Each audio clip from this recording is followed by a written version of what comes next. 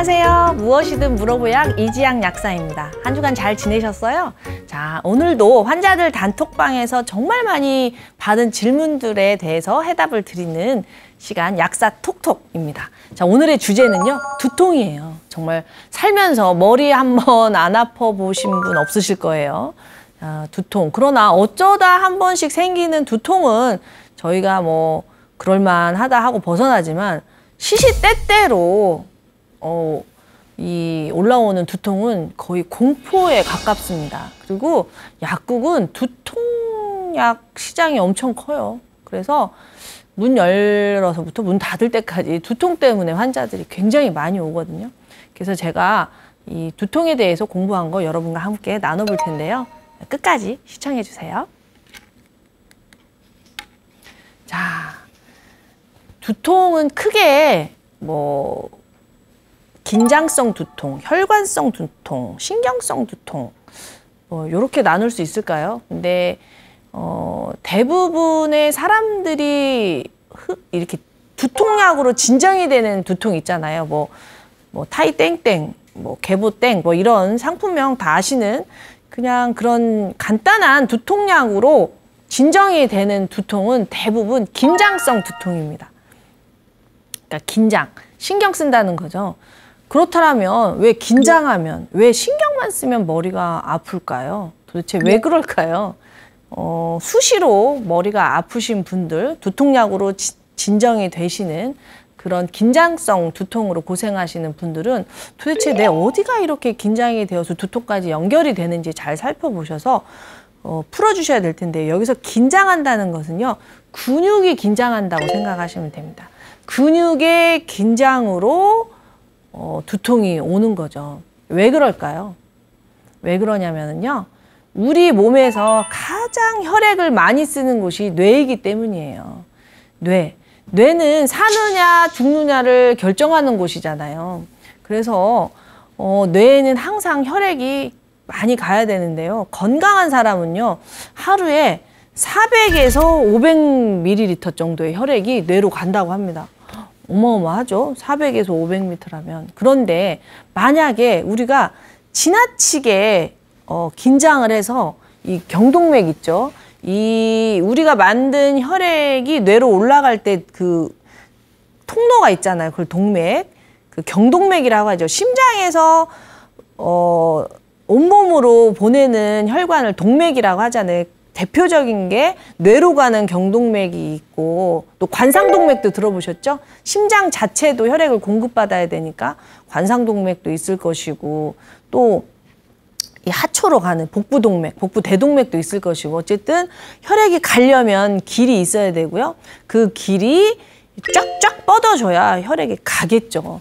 근데 만약에 혈액이 부족하다면 어떻게 될까요? 혈액은 부족한데 뇌는 혈액을 달라고 해요. 그럼 계속 이 수축을 하겠죠. 이 경동맥이라고 해요. 경동맥이 계속 없는 혈액을 뇌로 올려 보내야 되니까 계속 끈다고 해야 되나요? 이렇게 끌어당긴다고 하죠.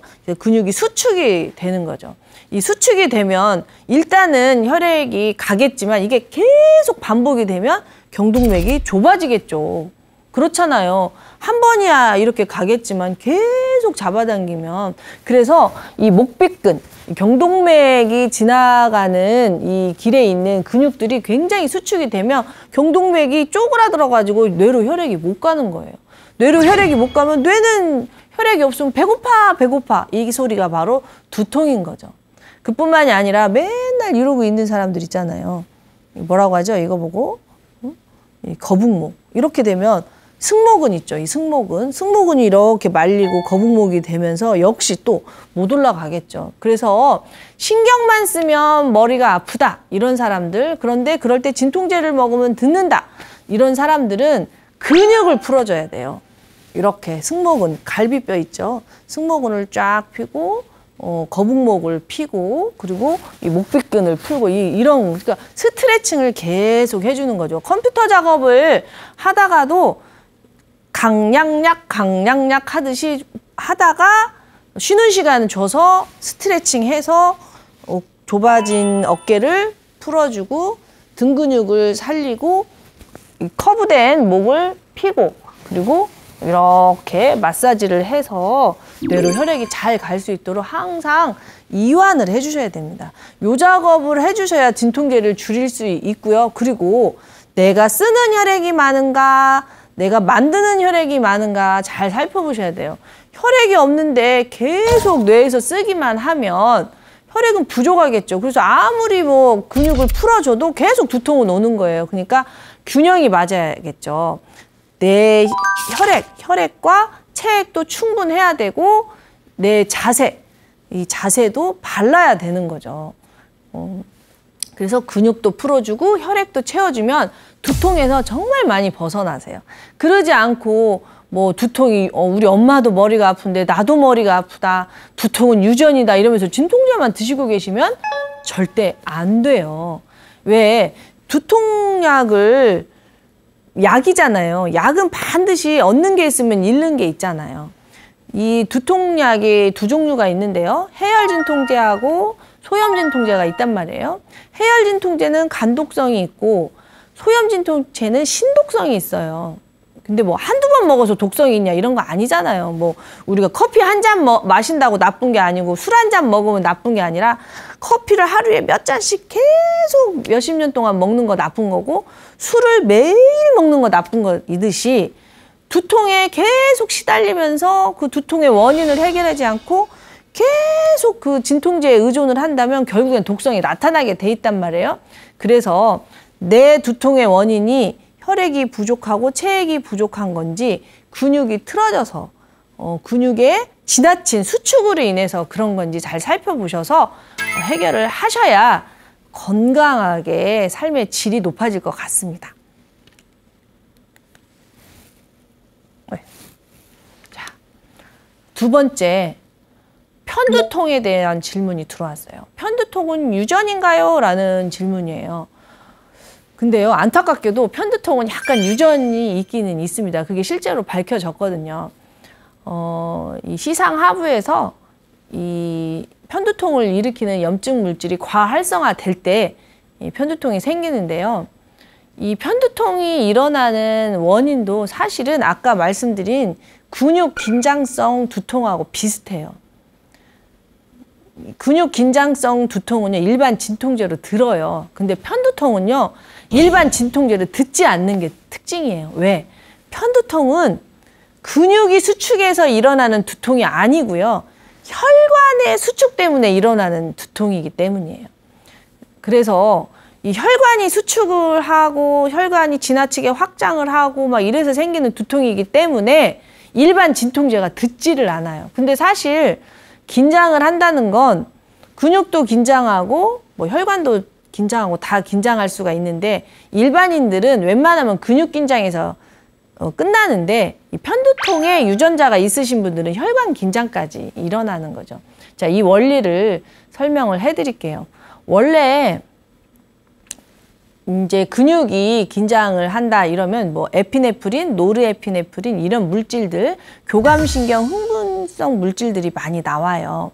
그러나 이 뇌에는요, 이 교감신경이 작용을 하질 않아요. 왜 그러냐면 만약에 우리가 뇌가 교감신경의 영향하에 있다고 하면 조금 흥분했다고 막 혈관이 수축되고 이렇게 되면은 생존에 굉장히 불리하잖아요. 그래서 뇌 바깥쪽에 있는 이런 경동맥 이렇게 뇌로 들어가는데 그리고 두피 뭐 이런 데는 교감신경의 영향을 받을지 몰라도 막상 뇌 안에 있는 혈관들은 교감신경의 영향을 받질 않거든요. 그러면 그럼 뇌혈관은 어떻게 수축이 되냐? 바로 혈관 안에 있는 세로토닌이라는 물질에 의해서 수축이 됩니다. 그러니까 내가 뇌를 많이 써야 돼. 혈액이 많이 필요해. 그러면 뇌 혈관이 수축이 되면서 세로토닌이라는 물질이 많아져요. 그러면 혈관이 확 수축을 하거든요. 그래서 혈액을 확 뇌로 짜준단 말이에요.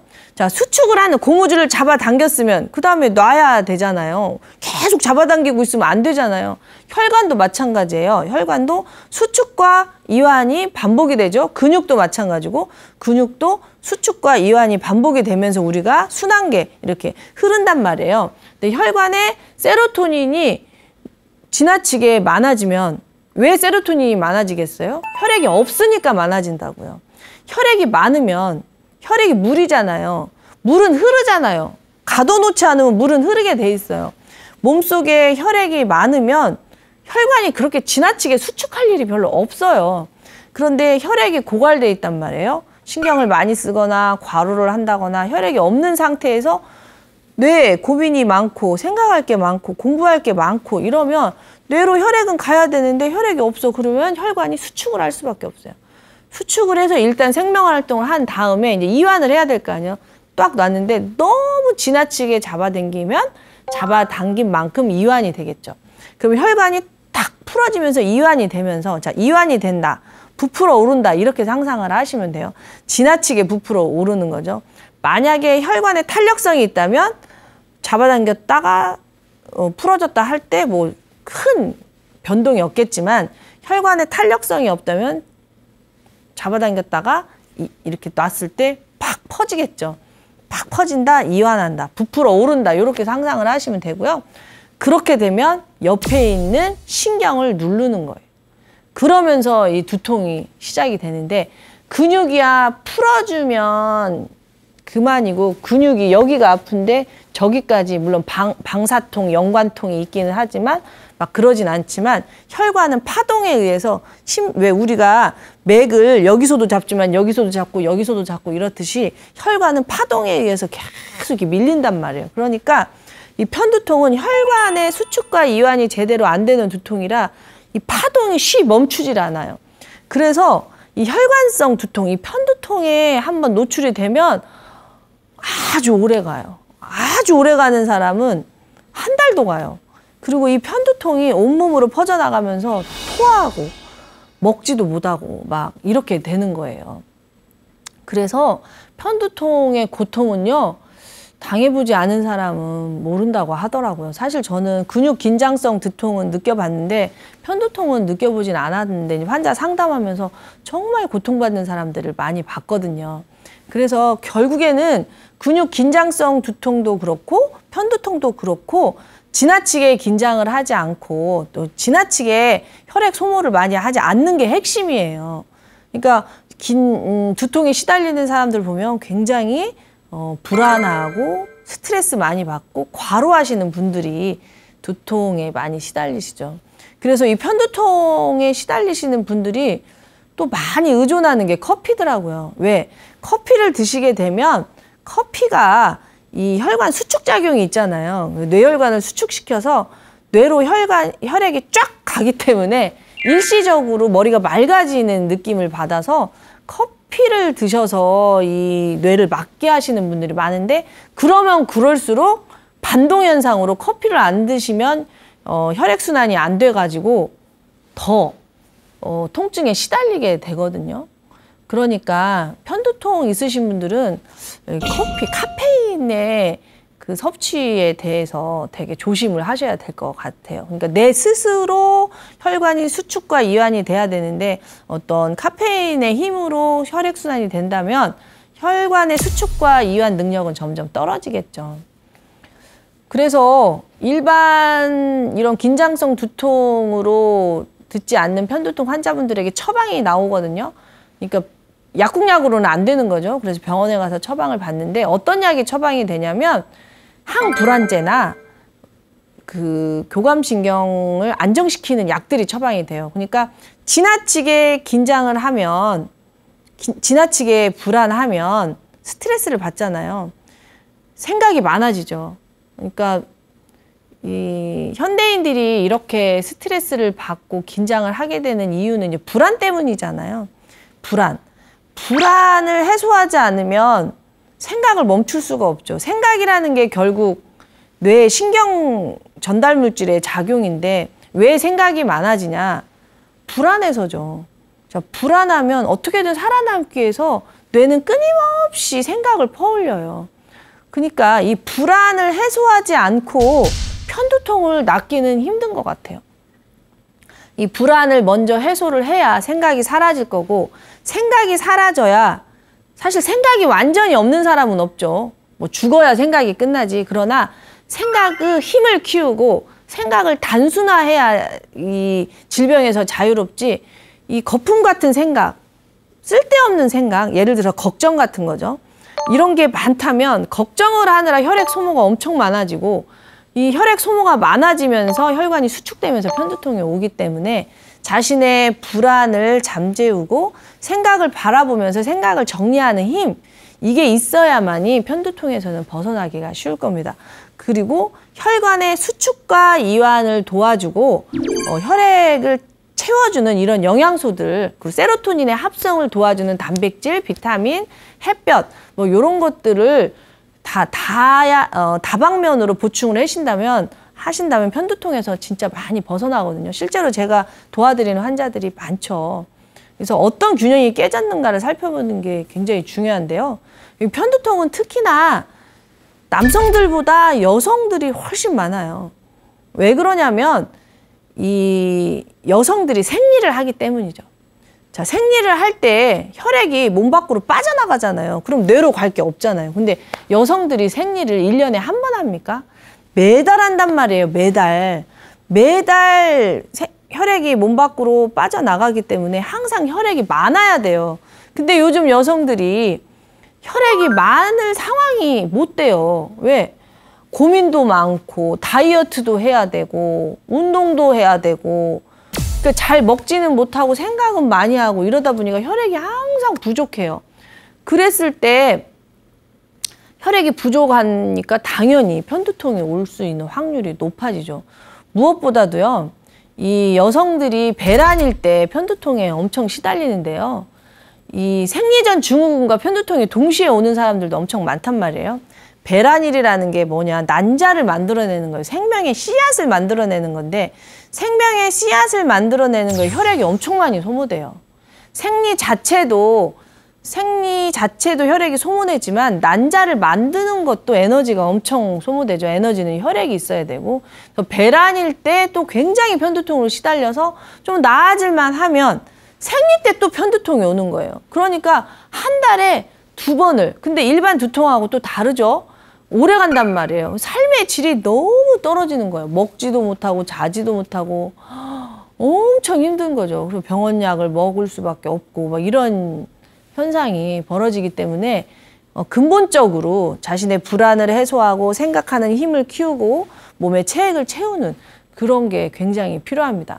그래서 병원에서 편두통이 일어나지 않도록 항불안제나 뭐 교감신경 안정제를 처방을 내고요. 예방 차원에서 그런 걸 처방을 내다가 이 막상 편두통이 시작할 때는요, 혈관 수축제를 처방을 내요. 그러니까 뭐냐면 이미 편두통이 시작이 돼서 혈관이 늘어져 있으면 빨리 그 늘어진 혈관을 복구시키기 위해서 혈관 수축제를 처방을 내는 거죠.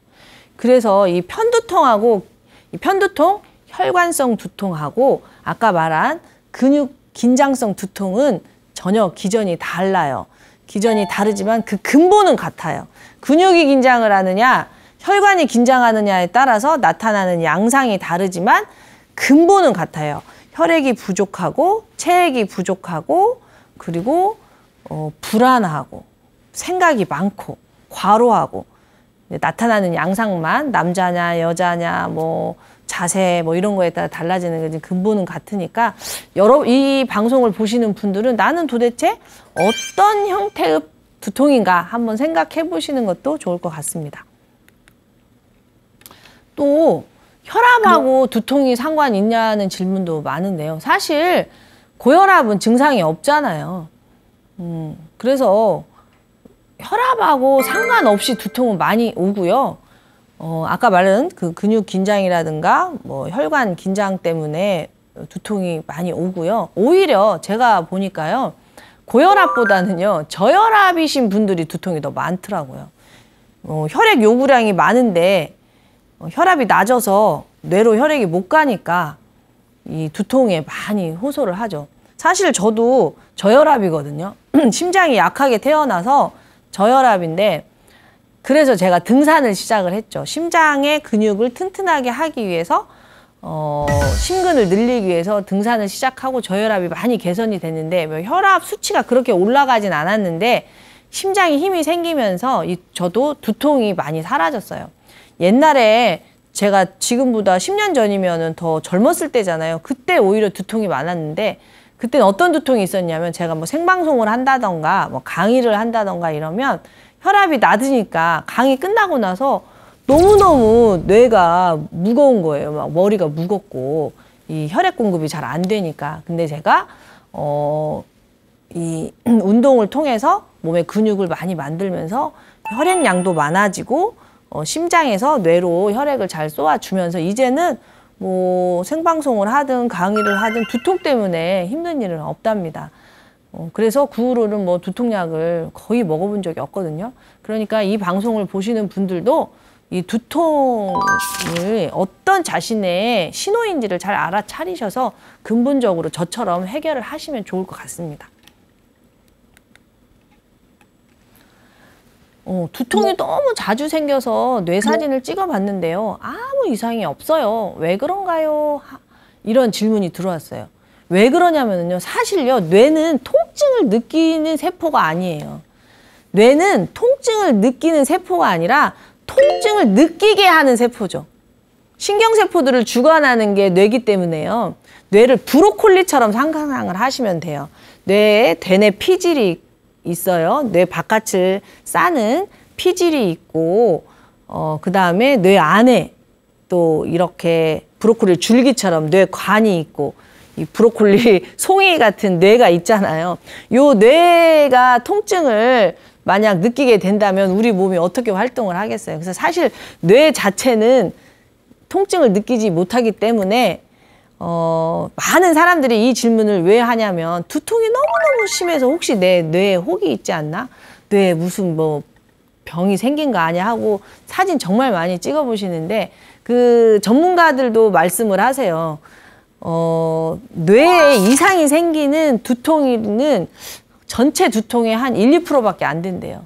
그리고 실제로 뇌에 어떤 이상이 있어서 생기는 그 두통은요, 두통에서 멈추지 않고요. 눈도 안 보이고 토하고 막 아주 그 혼자 걸을 수도 없고 막 이럴 정도로 아주 그 증상이 뭐 내가 판단할 수 없이 바로 응급실로 가는 그런 상황이기 때문에 두통이 너무 생긴다고 해서 그렇게 불안해할 필요는 없다는 거죠. 이 말씀을 왜 드리냐면 아까 제가 불안 때문에 긴장을 하고 긴장을 하니까 그 긴장성 두통이든 혈관성 두통이 온다고 했잖아요. 이미 두통이 시작이 됐는데 이렇게 어머 이거 뭐야 무슨 뇌종양이라도 걸린 거 아니야?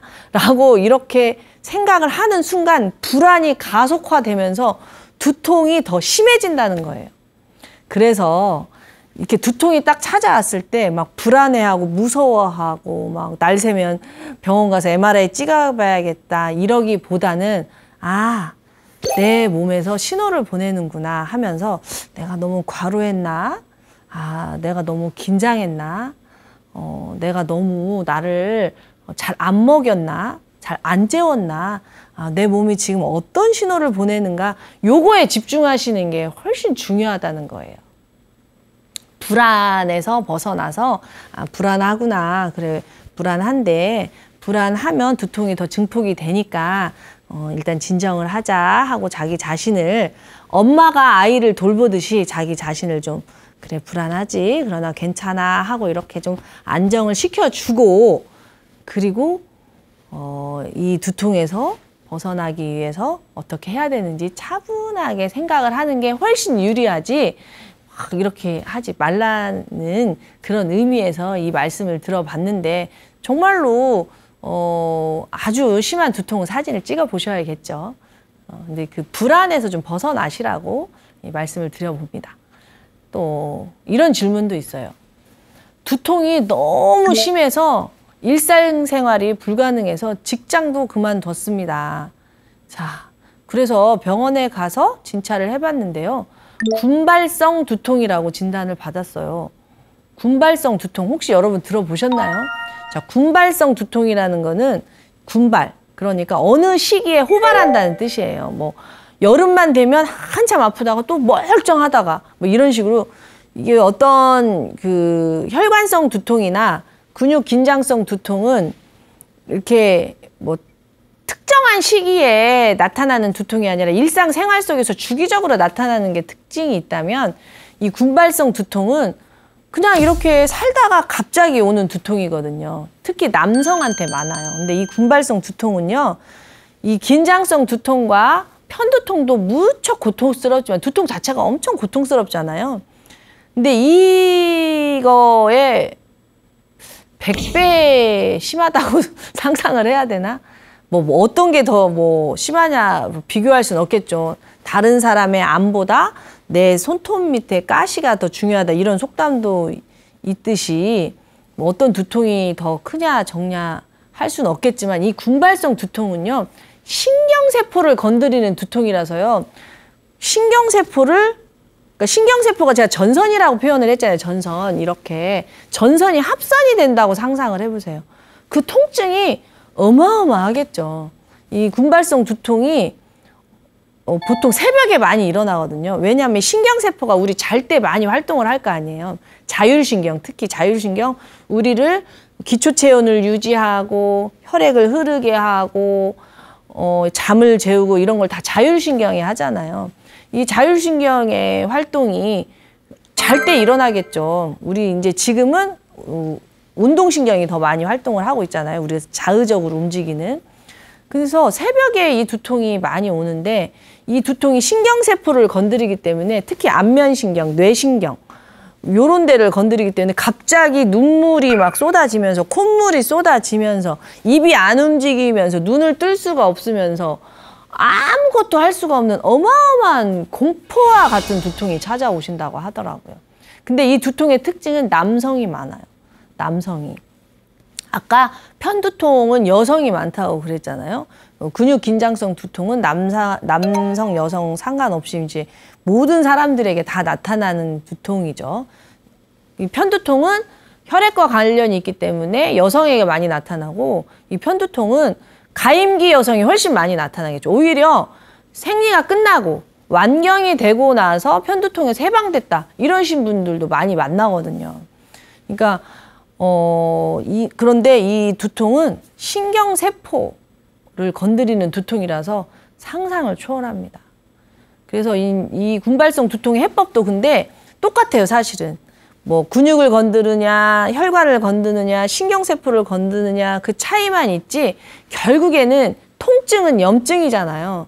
제가 염증이라는 게 뭐라고 그래서 염증은 우리 몸을 지키려는 방어기전이라고 했잖아요. 염증의 4대 반응이 발열, 발적, 부종, 통증. 이 4대 반응. 통증은 염증이란 말이에요. 그러면 근육 긴장성 두통이든 혈관성 두통이든 이 군발성 두통이든 이 모든 두통은 염증이란 말이에요. 그러니까 염증의 기초에서 몸을 관리하면 돼요. 염증은 면역세포가 하는 우리를 살리기 위한 반응인데 이 면역세포가 지나치게 활동을 하게 되면 우리가 굉장히 그 염증 반응에 고통을 받거든요. 그래서 이 지나친 면역세포의 분화를 막는 게 스테로이드, 코티솔이라고 제가 말씀을 드렸잖아요. 그러니까 이 모든 두통의 기본은 면역세포가 지나치게 활동하지 않도록. 왜 면역세포가 지나치게 활동을 합니까? 우리 몸속에 들어와서는 안 되는 필요 없는 물질들이라든가 세균이나 바이러스라든가 이런 게 들어오면 또 너무 과로를 해서 세포가 빨리 노화되면 그걸 없애기 위해서 면역세포들을 이 활동을 하게 되기 때문에 그런 일이 안 생기도록 미리미리 예방을 하는 거고요. 그리고 이 면역세포들이 지나치게 염증 반응에 집착하지 않도록 하는 게 코티솔이라고 말씀드렸잖아요. 코티솔을 아끼는 거죠. 이 코티솔이라는 게 이 부신에서 나오는 호르몬인데 이 끊임없이 나오는 게 아니라 지나치게 많이 쓰게 되면 고갈이 된다고 말씀을 드렸잖아요. 그러니까 군발성 두통 환자분들의 공통적인 특징이 부신 고갈에 있는 거예요. 그래서 호르몬성 두통이라고도 할 수 있는데요. 부신 호르몬이 고갈이 돼서 이 면역세포가 신경세포를 지나치게 자극하는 것을 막지 못했을 때 이 군발성 두통이 오기 때문에 부신 기능을 살리는 게 굉장히 중요합니다. 또 이런 질문이 들어왔어요. 진통제가 안 좋은지 알면서도 복용할 수밖에 없어요. 진통제를 오래 복용하면 어떤 일이 생기나요? 네. 약이라는 것이 얻는 게 많은가 잃는 게 많은가 이게 판가름을 해서 얻는 게 많으면 쓰는 거지 무조건 안 쓰는 것도 저는 좋지 않다고 말씀드렸잖아요. 그래서 너무 통증이 심할 때는 일단 급한 불은 꺼야 되니까 진통제를 드시지만 어쩌다 한 번씩 복용하는 진통제는 우리한테 이롭죠. 그러나 지나치게 자주 먹게 되면 근본적으로 해결을 해야 됩니다. 아까 말씀드린 것처럼 진통제는요. 해열 진통제, 소염 진통제 두 가지가 있는데요. 해열 진통제를 장복을 하시게 되면 이제 성분은 아세트아미노펜 성분이에요. 이 성분은 지나치게 오래 드시게 되면 간독성이 보고가 되어 있어요. 그래서 이 진통제는 술 먹은 다음 날 드시게 되면 안 되죠. 술도 간으로 가고 약도 간으로 가면 간 수치가 올라가잖아요. 그래서 실제로 제가 알고 있는 사람들 중에서도 이 술 드시고 숙취에서 벗어나고자 복용했던 진통제 때문에 급성 간염으로 고생한 사람을 몇 명 알고 있거든요. 그러니까 아세트아미노펜 성분의 진통제는 간이 나쁘신 분들은 좀 조심하셔야 되고요. 그 다음에 소염 진통제는 신독성이 유발이 되고 있어요. 신장으로 들어가는 혈관을 좁게 하기 때문에 신장이 나쁘신 분들이 이 소염 진통제를 오래 드시게 되면 신장 기능이 나빠지게 되거든요. 이 진통제의 특징은 신장으로 가는 혈류를 좁아지게 하면서 이 진통제를 드시게 되면 붓는다는 거죠. 그래서 진통제를 복용을 하고 붓는다면 내가 좀 신장 기능이 약해지고 있구나라고 느끼셔야 될 것 같습니다. 근데 사실 여러분도 아시겠지만 진통제를 하나 사면 두통, 치통, 생리통, 관절통 다 써 있잖아요. 그래서 머리 아플 때, 뭐 치통 있을 때, 생리통 있을 때, 관절통 있을 때, 근육통 있을 때 다 쓸 수가 있거든요. 그래서 이렇게 머리 아플 때 먹은 진통제가 생리통 때도 먹고 하다 보니 진통제의 남용에 빠지는 거거든요. 그래서 여러분들이 어디가 자꾸 아프다는 것을 우리의 면역세포가 뭘 해결해달라는 신호로 보시고 그 근본을 이렇게 해결을 하셔야지 자꾸 진통제만 복용하고 있으시면 안 된다는 거죠. 자, 정리해 볼게요. 이 원발성 두통에는요, 이 근육 긴장성 두통, 그리고 혈관성인 이 편두통, 그리고 신경세포를 자극하는 군발성 두통, 이렇게 세 가지가 크게 있다고 생각을 하시면 됩니다. 이 긴장성 두통, 혈관성 두통, 뭐 이런 호르몬성 두통, 군발 두통, 이 모든 두통은 기전이 다 다르고 발생 부위는 다르지만 해결책은 다 똑같다는 거 말씀드리고 싶어요. 해결책은 혈액을 채우고 체액을 채우고 혈관의 수축과 이완이 잘 되도록 혈관의 탄력성을 복구시키고 자세를 바르게 해서 지나친 근육의 수축을 없애는 거죠. 지나친 근육의 수축과 또 틀어짐을 없애줘야 되는 게 너무너무 중요하고요. 그리고 또 호르몬을 아껴 써야 되죠. 코티솔을 남용하지 않고 항상 부신에 코티솔이 고갈되지 않도록 호르몬 부신 기능을 강화시켜야 되는 이런 공통점이 있습니다. 그리고 자신의 불안을 늘 해소를 해서 이 불안으로 인해 과도한 생각이 많아지지 않도록 관리를 해줘야 되는 거죠. 이게 이제 원발 두통의 종류이면서 크게 해결책이고요. 두 번째, 2차 두통이 있어요. 2차 두통은 뭐 그런 거 있잖아요. 아까 말씀드린 그런 원인이 아니라 목을 다쳤다거나 또는 다른 질병에 의해서 생기는 두통이라든가 또는 약을 너무 많이 복용해서 약물 남용으로 인한 두통이라든가 또 약을 드시다가 안 드시면서 생기는 금단현상으로 있는 두통이라든가 이렇게 원인이 이런 원발 두통과 다른 그런 두통을 2차 두통이라고 하는 거죠. 그래서 어쨌든 두통은 몸이 보내는 신호니까요. 이 방송을 보시고 내 두통은 어떤 신호인지를 찾아보시면 참 좋을 것 같습니다. 자. 또 이런 질문도 있어요. 생리와 두통이 같이 시작되었어요. 생리와 두통이 무슨 관계가 있나요? 자, 아까 제가 편두통에서 얘기했듯이 이제 아시겠죠? 생리하고 두통은 어마어마한 관계가 있습니다. 그래서 여성들이 두통이 훨씬 많죠. 생리로 나가는 혈액 때문에 머리로 갈 혈액이 없기 때문에 이 머리에서 배고프다, 혈액 달라 하는 게 두통이라고 생각을 하시면 됩니다. 그래서 생리를 할 때는 좀 쉬어주시는 게 좋아요. 생리할 때 과로하시면 안 돼요.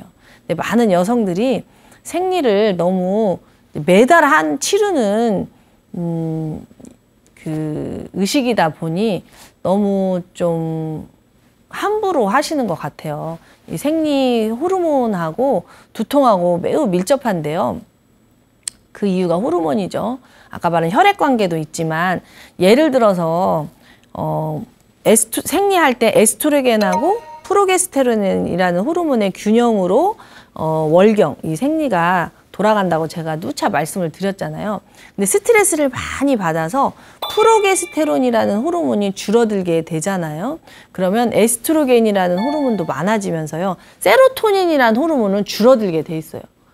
그러니까 이 에스트로겐, 프로게스테론, 세로토닌이 연결이 돼 있단 말이에요. 세로토닌이 줄어들게 되면 뇌는 두통이 시작이 되고요. 그러면 우리 몸이 살려고 이 세로토닌을 어디선가 채우려고 해요. 근데 이 세로토닌이라는 호르몬은 트립토판을 원료로 해서 만들어지거든요. 근데 이 트립토판이 뇌로 이렇게 들어가려면 탄수화물이 필요해요.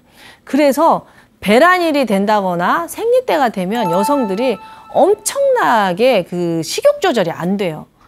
그러니까 내가 식탐이 많고 막 이래서가 아니라 이 호르몬의 불균형으로 인해서 혈액을 만들고 뇌를 보호하기 위해서 식탐이 생긴단 말이에요. 살려고. 그래서 생리 때가 되면 자기도 모르게 그 초콜릿을 찾고 탄수화물을 찾고 막 이렇게 되는 거예요. 그래서 다이어트가 또 무너져요. 살이 찌게 되는 거죠. 그러니까 여성들이 다이어트를 한다는 건 사실 굉장히 힘든 일이에요.